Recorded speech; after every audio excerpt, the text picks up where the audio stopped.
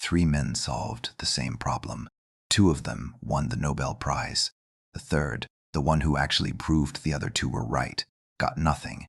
His name was Freeman Dyson. And if you've never heard of him, that's not your fault.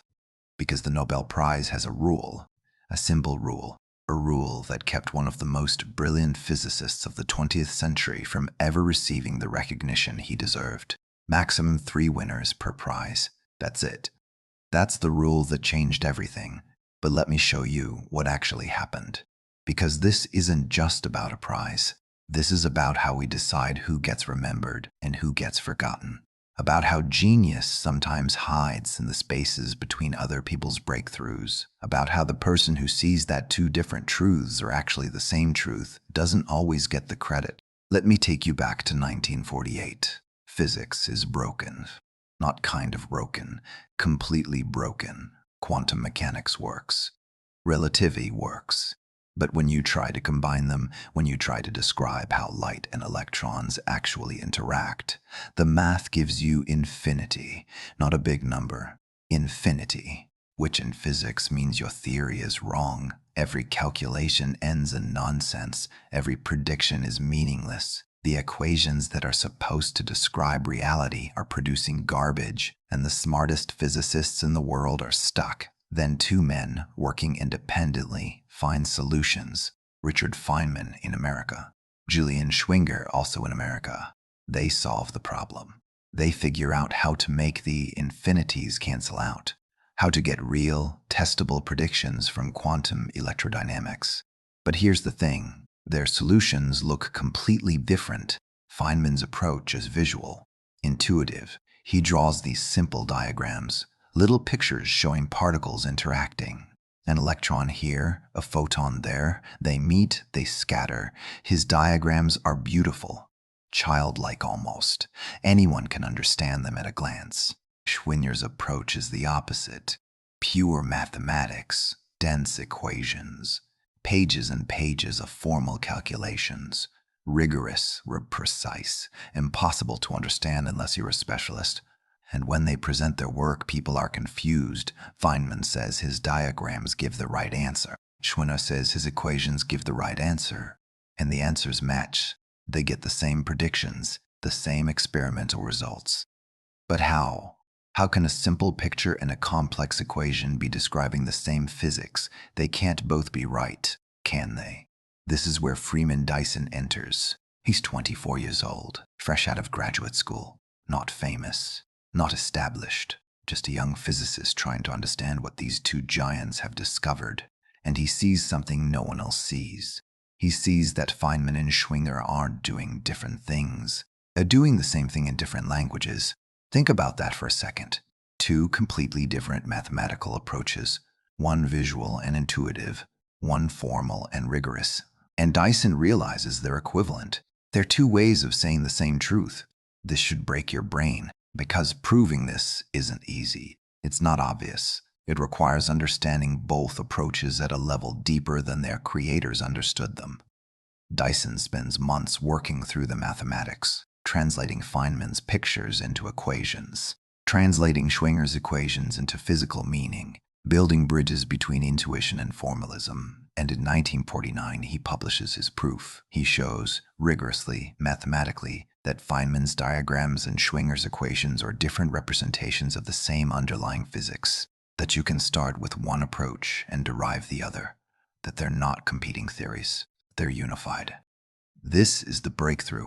This is the moment when quantum electrodynamics becomes a complete, consistent theory, and the physics community realizes what Dyson has done. He hasn't just proven Feynman and Schwinger correct.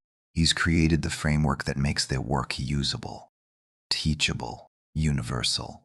Without Dyson's unification, Feynman diagrams would have remained a quirky tool that only Feynman understood. Without Dyson, Schwinger's formalism would have stayed locked in impenetrable mathematics. Dyson made quantum electrodynamics real. But when the Nobel Prize comes in 1965, 16 years later, the committee has a problem. Feynman deserves it, obviously. He invented the diagram approach. He solved the renormalization problem. He made quantum field theory work. Schwinger deserves it, obviously. He developed the formal mathematical framework. He proved the theory was consistent. He made predictions that matched experiments. And there's a third person who also solved the same problem independently. Shinichiro Tomonaga in Japan. Working during World War II, isolated from Western physics, he developed his own approach. Different from Feynman, different from Schwinger, but correct. 3 people, 3 independent solutions. And the Nobel Prize allows maximum 3 winners. Feynman, Schwinger, Tomonaga. They share the prize. Dyson gets nothing. Not because his work wasn't important, not because he didn't contribute, but because the rules don't allow 4 winners. And when you have 3 people who discovered solutions independently, the person who unified those solutions doesn't fit. The committee acknowledges this. They say Dyson's work was crucial. They say he deserves recognition. They just can't give him the prize. And Dyson, for his part, accepts this. He doesn't complain. He doesn't protest. He just keeps working. For 50 more years. Think about that. 50 years of being introduced as the physicist who should have won the Nobel Prize but didn't. 50 years of watching lesser contributions get recognized while your unification of quantum electrodynamics is treated as a footnote. Most people would become bitter. Most people would become bitter. Most people would spend their careers resenting the oversight. Most people would let it define them. Dyson didn't. He moved on to other problems, bigger problems, stranger problems. He designed a nuclear-powered spacecraft called Project Orion. The idea was simple and completely insane. You'd drop nuclear bombs out the back of a spaceship and ride the explosion shock waves. Boom, boom, boom. Each blast pushing you faster. Could it work? Technically, yes. Would anyone actually build it? No. But Dyson worked on it seriously for years because the physics was interesting and the engineering was possible, and someone had to figure out if humanity could actually travel to other stars. He proposed the Dyson sphere, a hypothetical megastructure that an advanced civilization could build around a star to capture all of its energy. Not because he thought we'd build one, but because if we're searching for alien civilizations, we should look for the kind of engineering projects that would be visible across light years. He wrote about climate, evolution, mathematics, philosophy. He taught at Princeton for decades. He mentored generations of physicists. He kept thinking, kept questioning, kept playing with ideas until he died in 2020 at age 96. And through all of it, he never won the Nobel Prize. But here's what you need to understand. Dyson didn't need the prize because his contribution was more fundamental than a single discovery. Feynman discovered a way to think about quantum interactions. Schwinger discovered a way to calculate them. Tomonaga discovered another approach.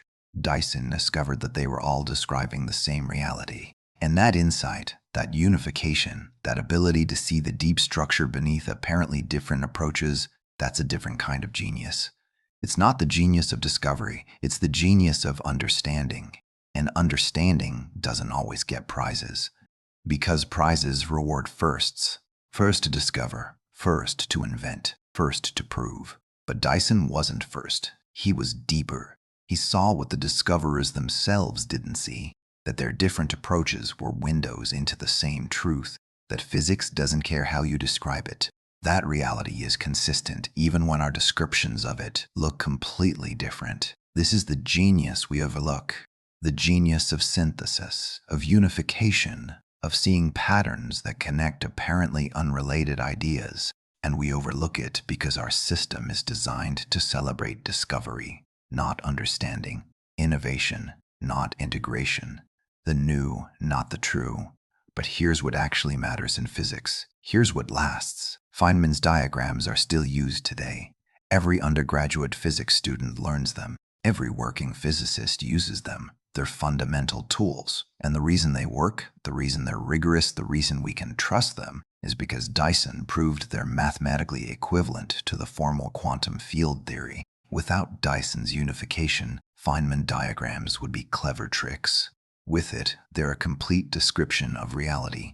So who really deserves the credit? The person who invents the tool, or the person who proves the tool works? The Nobel Committee chose the inventors. And maybe that's right. Maybe firsts should be celebrated. But don't forget the person who made those firsts meaningful, the person who showed they were true, the person who unified them into a coherent whole. Don't forget Freeman Dyson, because he's the reason we understand quantum electrodynamics today, not just how to use it, how to understand it, how to see that multiple approaches can be equally valid, how to trust that physics is consistent, even when physicists describe it differently. He's the reason generations of students could learn this material, the reason it became a tool instead of a mystery. And he did all of this without recognition, without a prize, without the kind of fame that comes with Stockholm's phone call. He did it because the problem was interesting, because unifying theories mattered, because understanding was its own reward. Just like good enough worked for 57 years before his Nobel Prize, Dyson worked for 70 years without one. But unlike good enough, Dyson's call never came, not because he didn't deserve it, but because the rules didn't allow it, because 3 is the maximum, because when you're the fourth person in a discovery, even if your contribution makes the other 3 contributions meaningful, you don't fit. This should make you think about who we celebrate, about who gets remembered, about whose names appear in textbooks and whose contributions get reduced to footnotes. Because the history of physics isn't just about the people who made discoveries, it's about the people who showed us why those discoveries mattered, who connected them, who made them usable. And sometimes those people, the unifiers, the synthesizers, the understanders, they're more important than the discoverers themselves. Freeman Dyson never won the Nobel Prize, but every time a physicist draws a Feynman diagram and trusts that it gives the right answer, they're using Dyson's proof. Every time. And maybe that's more important than any prize. Maybe being essential is better than being celebrated. Maybe being right is better than being recognized. Dyson believed that. He lived it for 96 years, without complaint, without bitterness, without regret, just curiosity, just understanding, just the pleasure of seeing how different truths connect. And in the end, that might be the only prize that actually matters.